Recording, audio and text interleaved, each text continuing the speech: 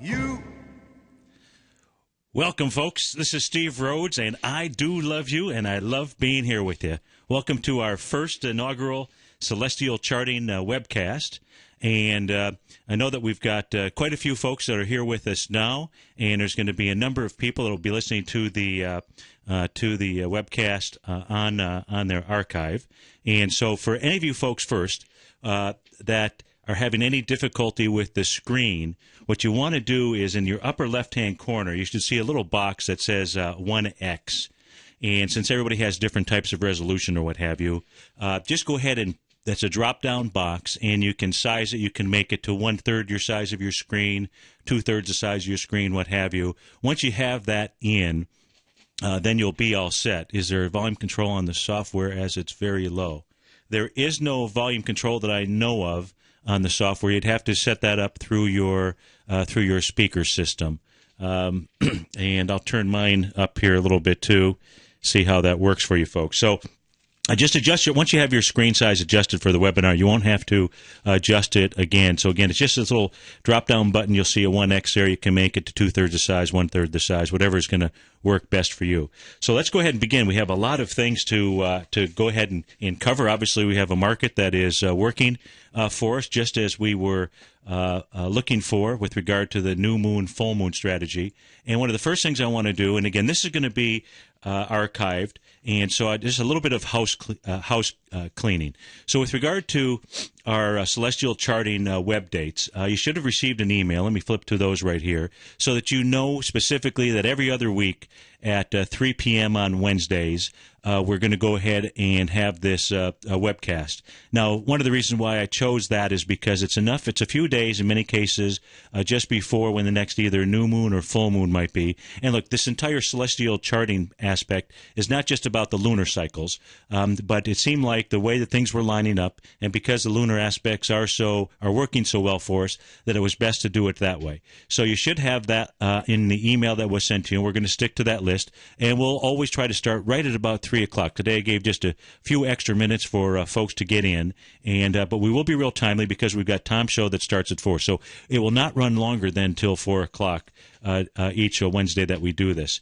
The different housekeeping things that I want to come through to discuss. First is the members page. So on your members page, what you should see under Celestial Charting is you should see, you'll eventually see 3 buttons. I don't know if all 3 buttons are up there. One is going to be for the live webcast.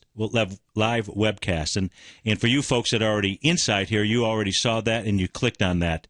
And that button will only be live, obviously, just prior to us doing each of these Wednesday webcasts.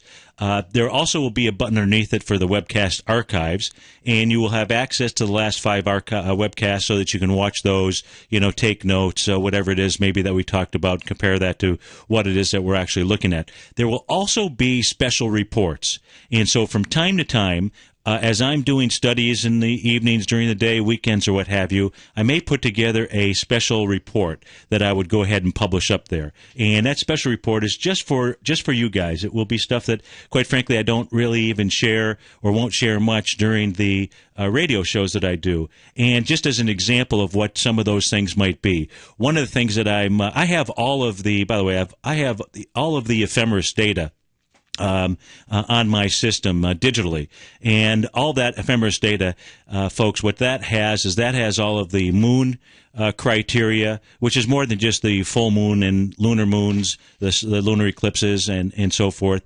I also have all of the aspects, and the aspects which occur each day that we take a look at are the specific key angles that exist between the different planets. And when those things line up, and when I mean line up, when we have a few aspects or we have a great deal of aspects, they typically also show turns in the marketplace. So from time to time, I'm just showing you a chart right now. I've got the Dow up, and the Dow study that I'm taking a look at here is just with P-index dates that are 3 or less, and it will probably be something more like about 16 or more. I know I happen to have one up here right now that shows 14. So you can see also when we had the full moon lunar eclipse on June 15th, we also had a P-index date where we just had 3 aspects. And I'll go into more detail, not right now, but so there will be special reports that you will see, and just, as you log into your system, you'll see those special reports up there for your perusal, and then we'll talk about those during the next webcast that we would do. So that is what's going on with regard to the celestial aspect piece of it. If we just take a quick current look at the S&P just to see where we're at. I don't have I had the chart from early this morning, and so just as a quick take a view as far as where it is that we're going, we're certainly, what I'm taking a look at is this 1327 area. Now, it's going to be really critical today, not today so much, but tomorrow and Friday, for us to take a look at where it is that we are as we come into the downdraft swing point of June the 1st. But if we can get a nice move, right now what I showing up here is if we go back to our May 3rd swing point, the high there all the way down to the low that we made on the 16th, the 0.618 retracement of that is in that 1327 area. And if you take a look at what's the retracement from the June 1st or the May 31st swing point all the way back to June 15th, the 786 takes us right to about the same area. So that would be ideal, and it would be ideal because we'd be coming into a nice math area as well. Don't know that we're going to get up there. That's going to require a nice push. We're talking about another 27 points or so on the S&P in order to get up there. But what I do expect is we will at least get up to, be looking for us to get up into the low of the June 1st day. So that's where we're at right now. We've got as we're doing the show here, we've got the S&P up 9 points. The S&P is actually at 1305. So it is a doable thing by Friday to push into that level. So that's what you would want to be taking a look at. Now, what what I also want to do is I want to take a look at past patterns that we've had with regard to the new moon, full moon stuff. Give me a second here to pull this up. Now, what I've done here is I've gone back. This chart here is from August 10th through it actually goes through the end of the year. But the data that's filled in here, folks, this is from August 10th through our current cycle as to where we're at. Now, you can see in August 10th it shows that we had a new moon, that we also, the moon was at perigee, which means that it was close to us. And you can see that the new moon that we had there, that on the August 10th was the actual day of the new moon. The day before, so this is why you want to be paying attention to tomorrow, Thursday, it's important. On August 10th, and when I'll pull up the chart, we'll see that. You can see that on August 9th is where the high was actually made, and it was near the close. So we want to be paying attention to tomorrow. If I see something, I will send out an alert message to you, a special alert. If we take a look at the next new moon that we made, which was on September 8th, that also was on perigee, you can see there the high was made on September 8th, near the close. Now, in that case there, on that new moon, that was not a reversal area, and it failed. And you'll see it when I show you the chart, when I pull the chart here. And in the failure, it made about a 0.786 move of the prior move, meaning from the full moon to the new moon. If you measured that and you took 78.6% of that, that's how far it extended when it got to that information release point. You'll see that when I pull up the next chart. So this information here is showing you, folks, what has occurred during the last new moon cycles. Now, I did keep the full moon for June 15th out here, but the rest of these are just showing, because right now what our focus is on the new moon. And the question that is most often asked is, when and where to go short, or when and where to, make some type of transaction. So I think it's always best to go ahead and take a look at the cycles that we're in, the cycle work that we have, and see what's happened. And what you can see here is most of the highs are being made either the day before. If you take a look at November 6th, which was a Saturday, okay, then it was made on the 5th, on Friday, and the high was at or near the close. We have December 5th, which was the next cycle that came in on Friday. It was at or near the close. Now, that one failed the following day, and we're going to talk about how to use that, because that's what we want to do here is I want to teach you how to fail successfully, how that we can make money irregardless of what happens here. We just have to be able to understand and read and know where the chart patterns is then going to take us. Now, what you can see, what's really cool about these successful failures is that we have this one-to-one expansion that typically is occurring. So it's a you know, we already are having a nice move up from the June 15th time frame, and assuming that the market continues to work for us, continues to push up, even if we have a failure, what it's also telling us is that we are going to have a successful failure because we would likely get somewhere around the one-to-one or possibly 0.786 of this entire move up. So that's what this chart is. The question becomes, what do we do come Friday, July 1st? And so I will tell you that I will be taking my short position as we get close to the close. So if I see anything unusual, I will make you aware of it, but that is based on everything that I see here, and you can go back and take a look at it as well. To me, that's what this information, and this is all probabilities, so we're all trying to put the probabilities on our side. We'll keep this chart updated, and we'll look at it each time we have a new moon. I will do the same thing the next time that we come into the full moon cycle. Let's continue here, and here is where we're showing how, and I've just pulled out a few of these days, so you can see the April 3rd new moon that we had here, how close we were to the high, the May 3rd, where we were very close to the high, the last one that we had, June 1st, that we were close to the high. So just, again, some chart information for you to go back. It's blown up, a little bit larger, easier for you guys to see. If we take a look at, and this is where, as I was doing my chart analysis, folks, this is where I wanted to see, okay, how do we deal with what happens if the market continues to move up? How do we identify a successful failure, and what is it that we do? How do we handle that? So if we just simply go back here to this full moon, going back to November 21st, 2010, and we had the new moon come in on December 5th. So that blue line there, okay, is the move that it made. So I went from the high of in this case here, I went from the high of the full moon to the high of the new moon that came in on December the 5th. The red line that's right above that, folks, that is a one-to-one move. That's the same move. And what you can see is when it failed, okay, when the pattern failed, it went ahead, it moved up almost a little bit more than that one-to-one into that next full moon cycle, which would have been our buy. And remember, in that case there, we also we probably would not have bought coming into that full moon, because when we buy, we want to buy as the market is coming down to us. And we would wait, again, for an information release point. And you can see we have that same cycle here where it failed on that full moon. And then you can see that the next marking that I have that's up here, that's basically going from the January 14th time frame up to, you can see where it made a full move during the cycle. Now, it pulled back, but it at least had made that move. And so we'll talk about, if that happens, exactly where we would put our advanced sell orders in as well to take advantage of this pattern. If you go to the next one that we have, going to January 19th, where that was a full moon, here, and if we had sold that full moon because the market moved down into us, and then we had a failure and it moved up, I'm sorry, that was where we would have bought. That worked. I apologize. That was where we would have bought. It would have worked.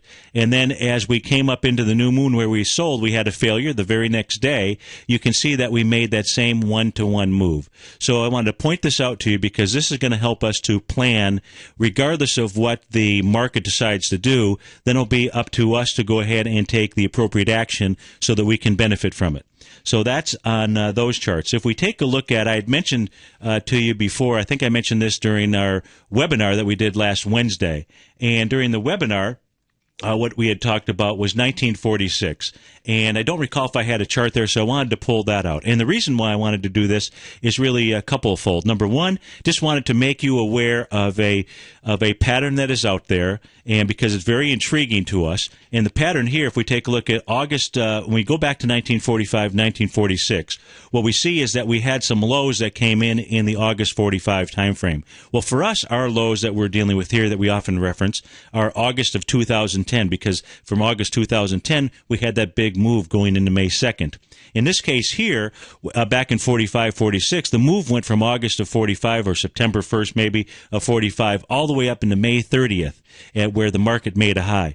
And when the market made a high in 46, that was on a new moon. It was on a solar eclipse. And with regard to the sign, the house that the moon was in, it was in the sign of Gemini.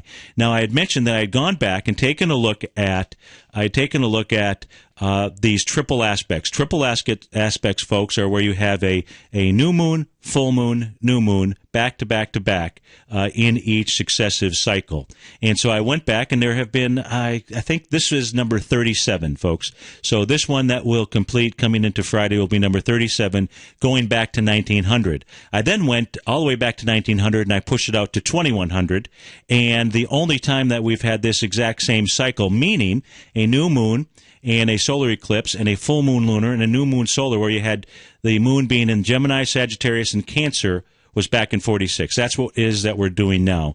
And just important information to point out, we'll watch how the markets unfold, but a piece of information I think that is important just to have out there and understand. Now, what we can see here is that the market in this cycle went ahead and came all the way back to the in October of 46, it came all the way back to those August levels right there. So we'll keep an eye on this. We'll pay attention to this, and as part of our cycle work. Now, a closer look at it here, that's really what this chart is. So you can see where it made the high May 30th of 46, and how these cycles here work. Now, you can see that the full moon, and I didn't go back to 45 and 46 and take a look at the full moon, buying the new, selling the full, to see which tactics were really working here.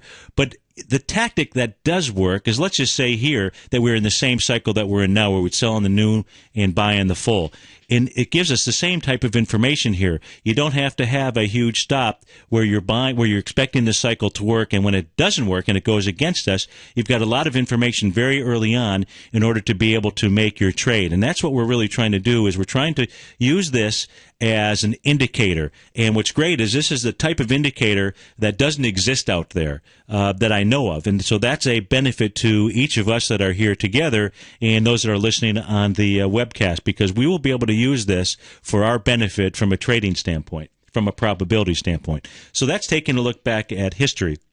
If we take a look back a little bit further at some more triples, just so you have a decent feel for when triples have occurred, and I don't have all 36 of them, and not all 36 of them were perfect like this, but many of them are. Again, where we're using these as information release points. And so you can see in this case here, going back to 2000 and July 1st of 2000. And what I want to also, when you see these little boxes here with the red lines on the left, what I want to let you know, this is now a part of my trading system, and the red line on the left marks the date of when that actual cycle will be, so that it matches up with the candle as much as possible. If you see the word near means that the cycle that this came in on, 7/16, was likely a Saturday or a Sunday. And so it's just telling you, you'd have to look to go back either the day before or the day after from a market perspective. And these boxes are something that you'll get used to, as opposed to all of those lines like I had on my earlier chart,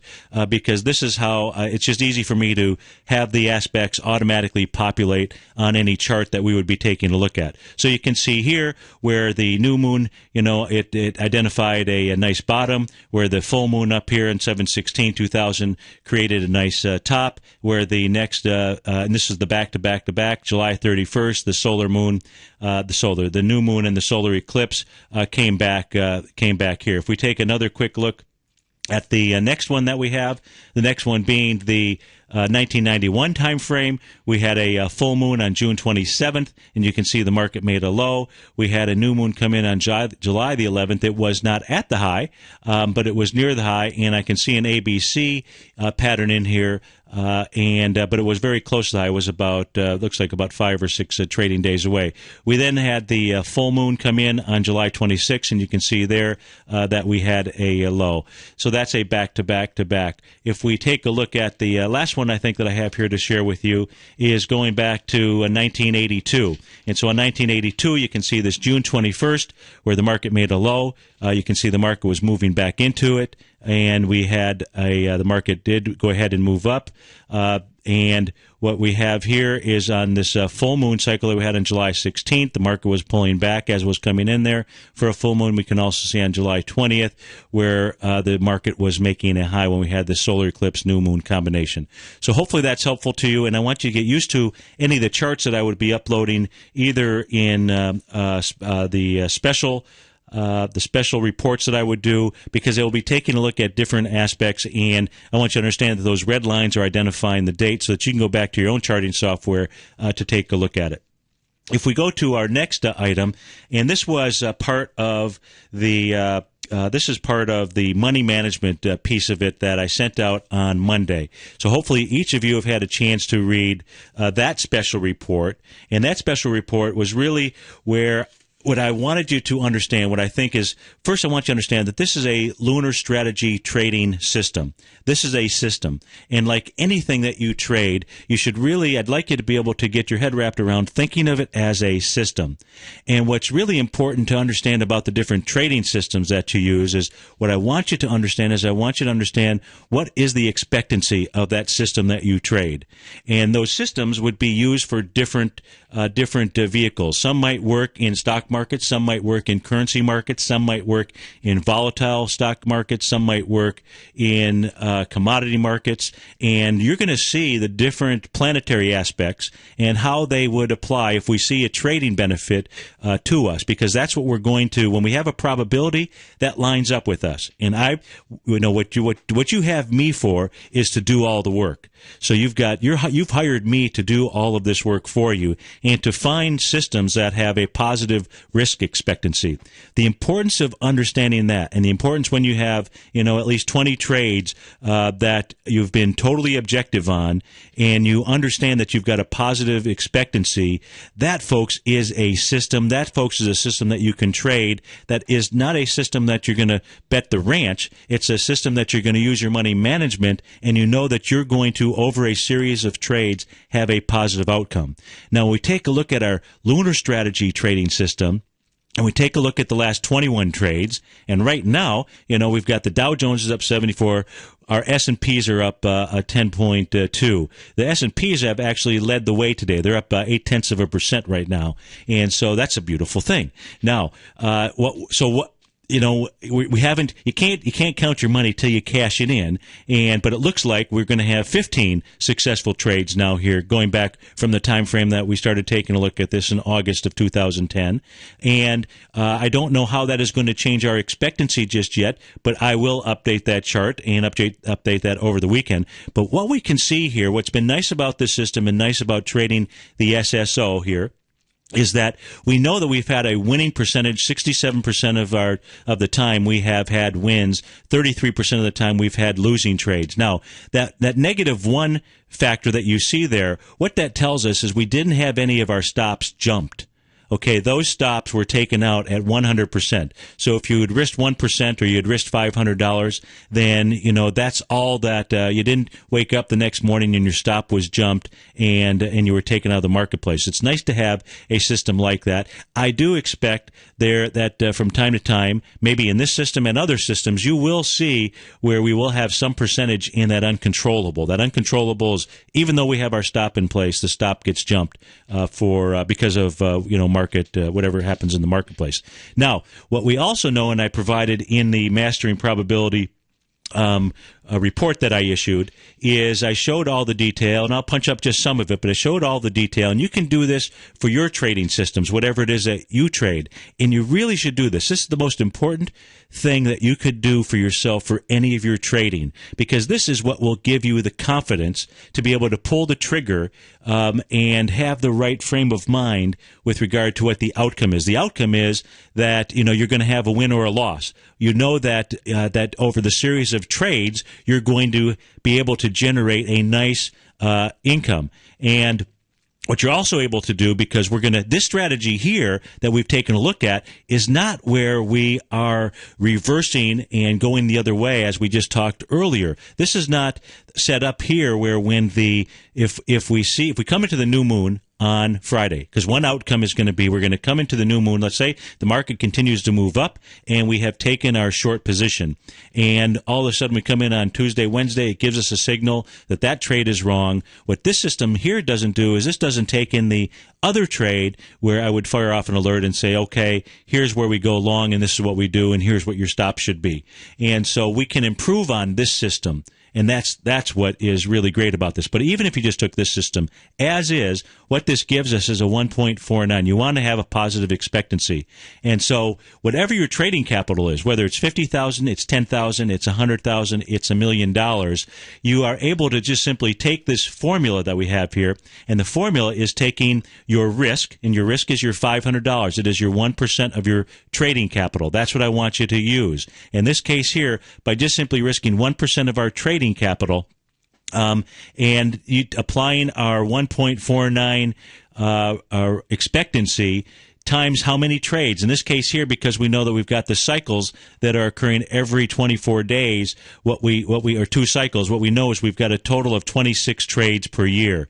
So we're taking our risk, $500, times our positive expectancy, 1.49, times the number of trades that we're going to be able to have in a year, and that tells us what we can expect, the range that we can expect with regard to our profits. Now, when you start getting comfortable with the expectancy of the system that you're trading, then the only thing that you really would be taking a look at, there's only 2 things that you would take a look at trading. 2 things that you would take a look at adjusting. You can adjust your risk, so you can go from 1% to maybe a 1.5 or 2%. In this case here, just to keep the math easy, if we went from 1% to 2%, our expected profit would go from $19,000 to $38,000. Our return would go from 39% to, so let's say 40% to 80% for ease of use. So I want you to, that's why it's so important to understand the expectancy of the trading system, because you will be able to use this, in this case here, knowing that you're only risking 1% of your working capital, that's the way to do it. And as I say, when you get really comfortable with the trading system, you will take a look at adjusting that risk percentage. The second area that you would adjust, and it can even be done with the lunar strategy, what you have to do is you have to now move outside of the full moon, new moon cycle. And maybe you start taking a look at perigee and apogee or other aspects of the moon, because, and I will be doing that work for us as well. And so then you can increase the number of trades, because the other element that affects this is how often are you able to take that trade. Now, there are other expectancy tables that we're working on that I will share with you, those dealing with the with specific ETFs that we would take a look at with regard to Gartley, butterfly patterns, or swing point, so that we'll be able to understand the expectancy so that you know why it is that you are firing off the trade.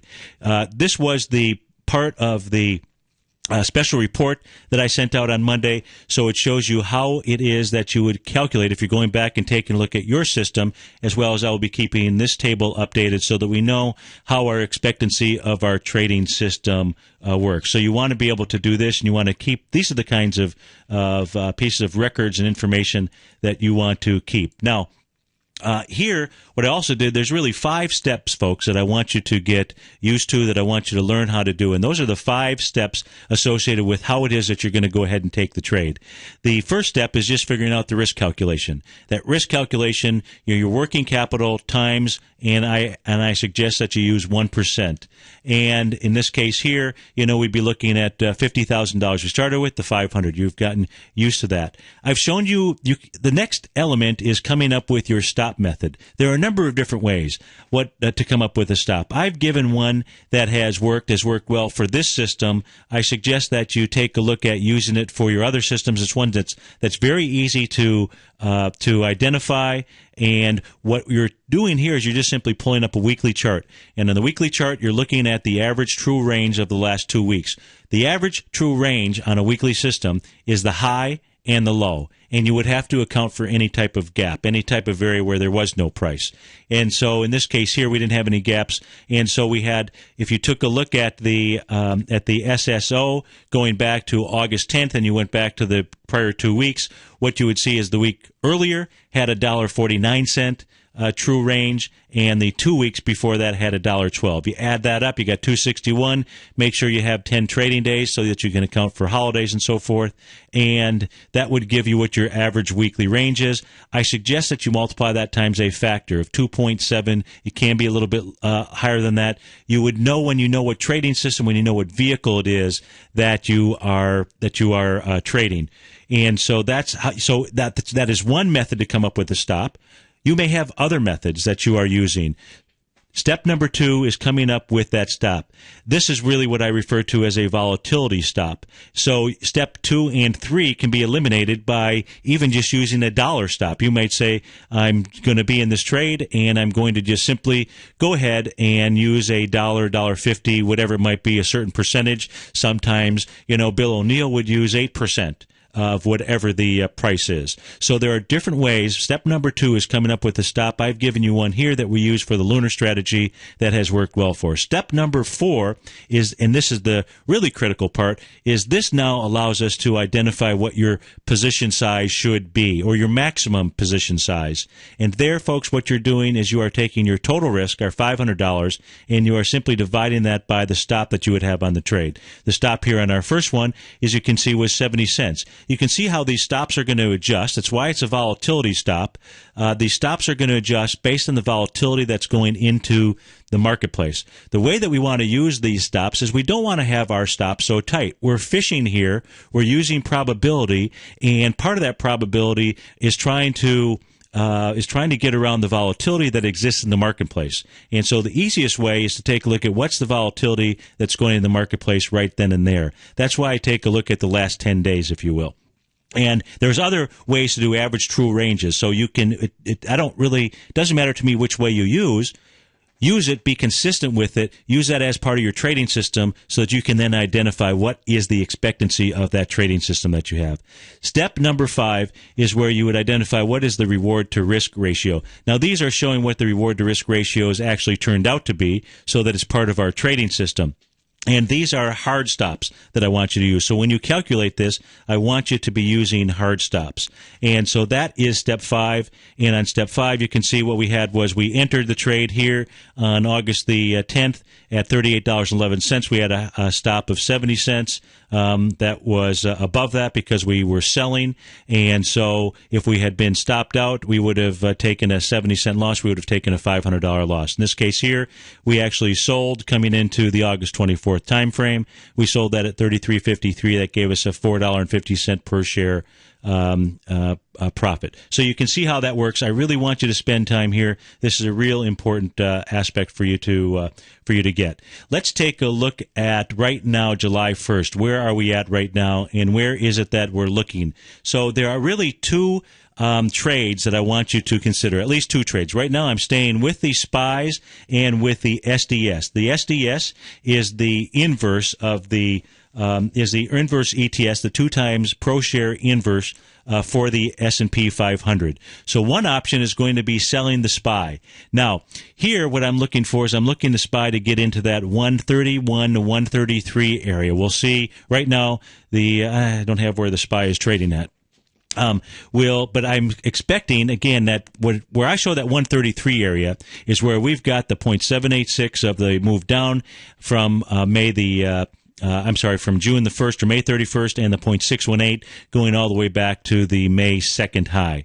And so what I also have done here is you can see that I've come up with my price projection, my ABC price projection, and you want to know that before you get into the trade because, when you hear us talk about you'd like to have a reward to risk ratio of 3 to 1 or better, what I really want you to really focus on is your trading system and having a trading system that has a positive expectancy. If you can do that, that is more important to understand than whether this specific trade has a 3 to 1. This is good, and you need to know this, but this is not where I want you to have your total focus. And thank you. RMK tells me that the SPY right now is at 130.73. So I really think we've got a chance to get the SPYs up to that 132, 133 area where it is that we would fire away. Now you can see here what I've done is I've taken the 5 steps that I've asked you to do that I want you to get your head wrapped around. And here what we've done is we've identified our risk and we have identified our reward. And what this also tells us about how many shares it is that we should be buying. In this case here, if you're, and use whatever increment of the $50,000. Maybe I should start using $100,000 for our calculations, and then you know that you can just simply 1/10 of that is $10,000, and you can adjust your system accordingly. So this would be the trade setup on the SPY, where we would sell coming into Friday, where we would be looking for it to get into that 133 area, and we would also go ahead and we would put in our cover. Not only would we have our stop in place, folks, but we would have in place what we expect from a profit standpoint in case you're away from your system and the market moves, you have a flash crash, and you've taken advantage of that profit versus just letting things run free. If we take a look at the other trade here, and I will get a alert out to everyone with regard to these trades. So, but you can go back to this web cast here and take a look at it. This is the trade for the SDS. So on the SDS, again, we're still sticking with the $50,000. We're still sticking with the $500. And now the true range calculations I did for the SPY and for the and for SDS are not this week. It was last week and the week before. So there may be some adjustment there. But you can see here, all I've done is I've gone back to the June 24th time frame and the June 17th time frame to identify what that average true range was, and then used our multiplication factor, that 2.7. It tells us that on the SDS, I'm expecting that we'll be able to enter the SDS somewhere around 2075, maybe even a little bit lower. Right now, it's at 2103.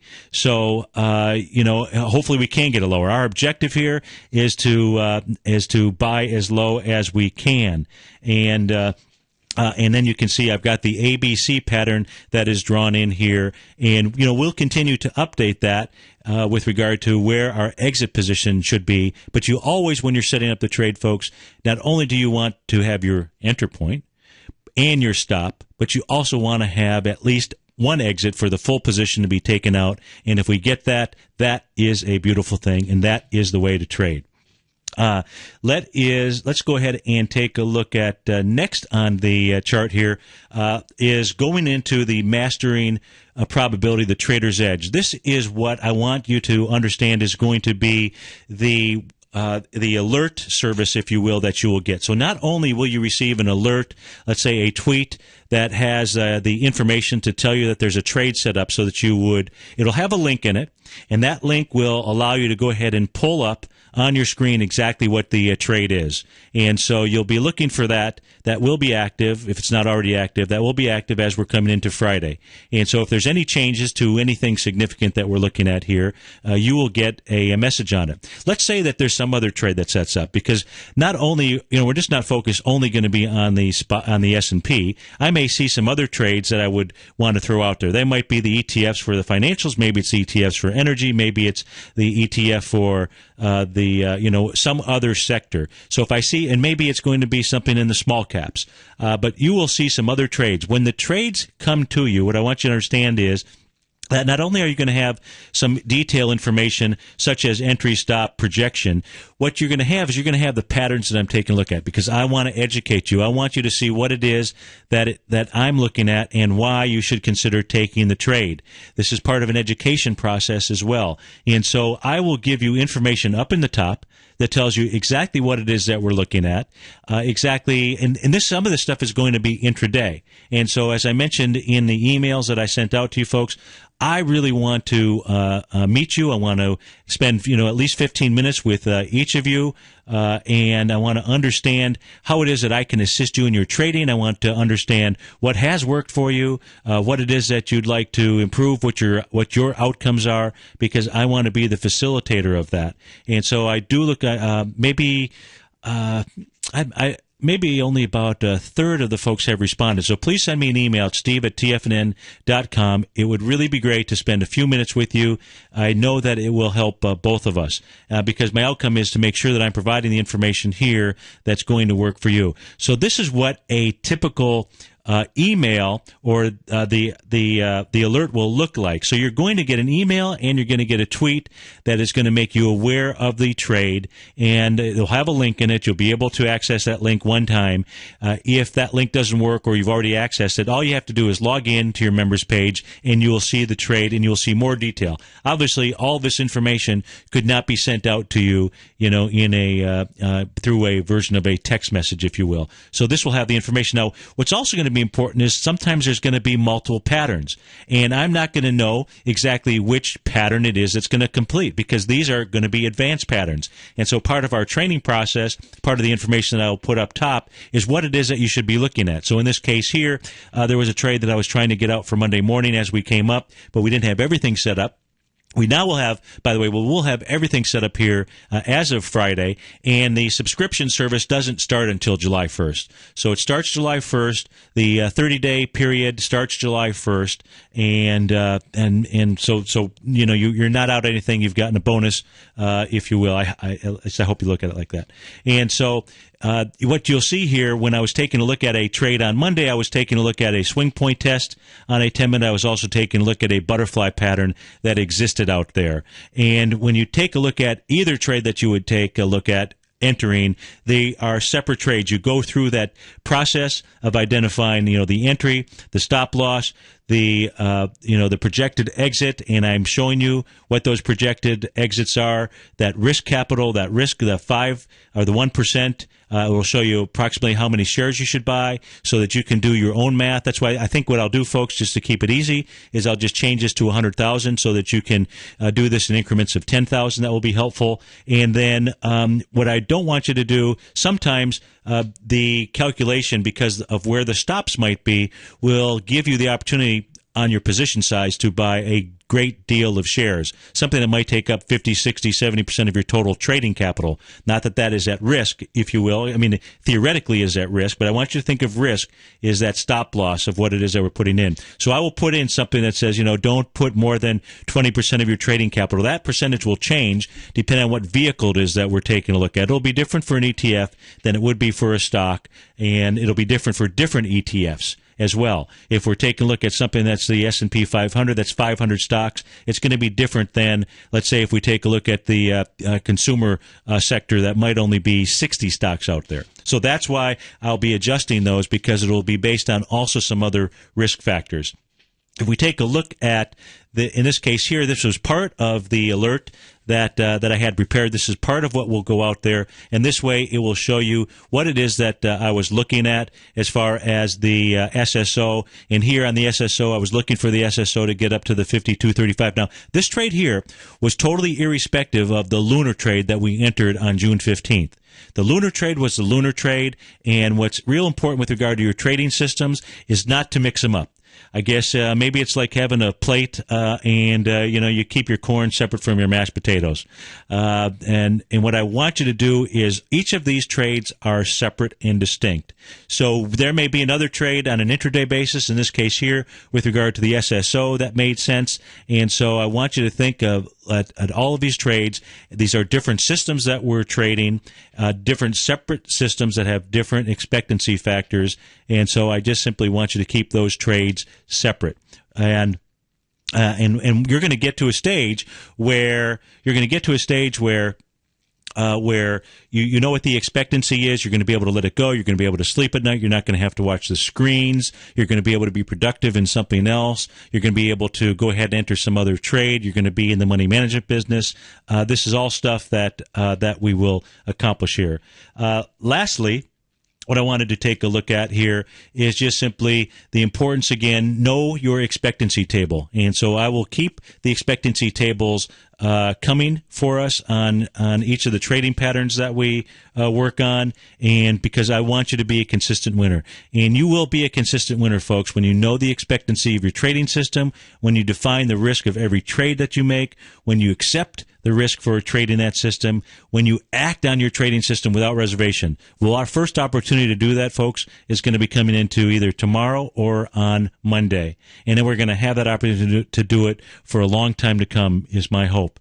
And you're going to be able to take that risk without reservation or hesitation because you know this is part of the casino process. This is a distribution of wins and losses. And what you're going to also do is you're going to pay yourself as the market makes money available to you. And at the end, folks, I want you to become a master of probability. So that is, where we're at right now, and we've got about maybe about 10 minutes or so. So if there are some questions that I can help you with, please feel free to go ahead and write those in right now. We'll try to get to them, and if there's anything that I can assist you with. So feel free to. If you have anything, and if you don't, that's cool too. And you can get me all the time, steve@tfnn.com. I'm getting emails from many of you, and you know that I get back typically within a few hours, certainly within 24 hours. And I just really appreciate the opportunity to serve you folks, and I'm looking forward to all the trading that it is that we're going to be able to do together. So, are there any questions out there? Okay, I don't see anything. So, that being said, I'm going to say, well, let's see, we got here. You noted that each trade should be looked at separately. Let's say so we've got a question from RMK. Let me read it. You noted that each trade should be looked at separately. Let's say you were doing the lunar cycle and allocated 20% of your capital, then an alert on SSO. Would you allocate another 20%? Well, what you're really allocating is I really think of it as that 1%. I really think of it as that risk. But yes, I would in that case take a look at each trade separately because it wouldn't matter to me. It doesn't matter to me what the what the symbol is, whether it's SSO, DIA, AAPL. It's a matter of a trade that is set up that has put a high degree of probability in our pocket, and so yes, I would do that trade. Absolutely. Thanks for the question. Anything else out there? Don't like this silence. And thanks for the attendance. It's a nice attendance that we have, and I know there's going to be quite a few folks that are going to be listening to the archive. So if you are listening to the archive and you have a question, please just rifle it off to me. Happy to get back to you. Well, folks, it looks like that is perhaps it's because you covered it. Perhaps okay. Well, hey, that's great. If I've covered everything right now, and you don't have any questions, then that is a beautiful thing. So, folks, let's the market. Let's see. Just before we end, we've got the S&P still leading the charge, up 0.8%, up almost 11 points. And what we want to see is we'd like to see that same type of move follow through tomorrow and the next day. I haven't really looked at the volumes and what's going on there. I hesitate to change my screens right now. This thing has gone so well. And again, thanks for your participation, folks. I look forward to sending out some alerts, and you can get me at steve@tfnn.com. Otherwise, be safe, and I look forward to talking to you again soon. Take care. Bye-bye now.